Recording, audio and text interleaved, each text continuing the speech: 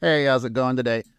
We are going to talk about controlling color today. A lot of times you type into a prompt, blue, green, whatever, and you cannot seem to prompt the colors. And I'm going to show you an easy way to get the colors that you want. And this works for anything from fantasy art to realistic art.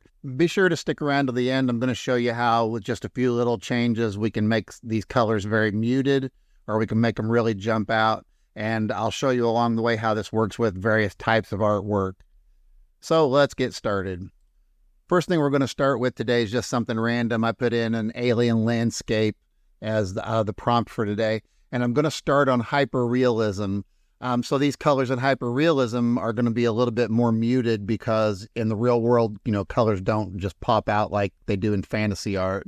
So I pre-made some color gradients before I started this, and I'm going to drop purple and green in on this first one. And we're going to check the art style hyperrealism on this one. So the colors will be a little bit more on the muted side. And we are also going to go to the upscale or variation tab there. And we're going to click very strong there. We want to make sure that it's using our prompt to make the picture with.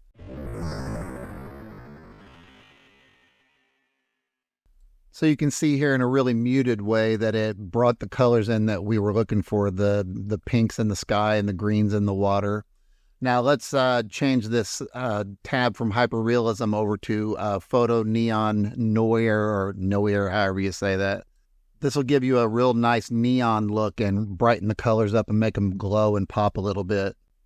Now you can see here that for fantasy art especially, adding that filter really made the colors jump out, and it's laid out how our color gradient was. That's the pink at the top, green at the bottom.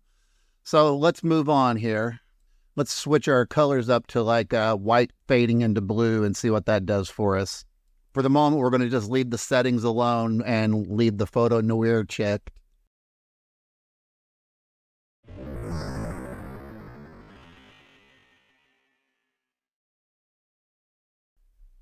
And as you can see here, we got a nice white fading across into a blue on this picture. So we've got control of the color on this. So what if we change this to oranges and blacks, something completely different? And we're going to add the word glowing to the beginning of the prompt.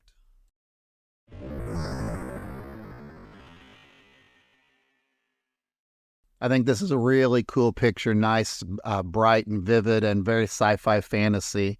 We'll just make one more change here and we'll do purple on top and green on the bottom and see what that gets us.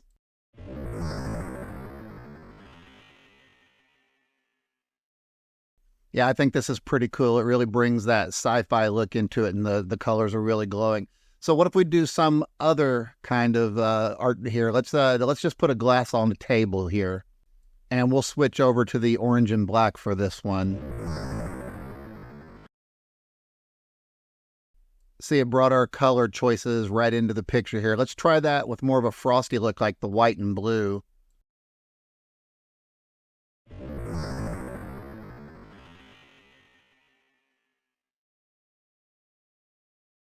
So as you can see, that looks really good too. Perfect white and blue across the screen, a nice gradient. This works for portraits. This works for anything you're doing.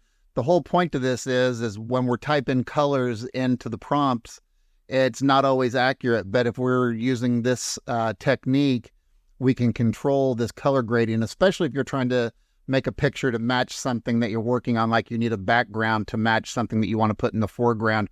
Or even if you wanted to print it and it matched, something in a room. So anyway, I hope this helps you. If you know better ways of doing this, leave us a comment. And I hope you give us a like and subscribe, and we will see you in the next one.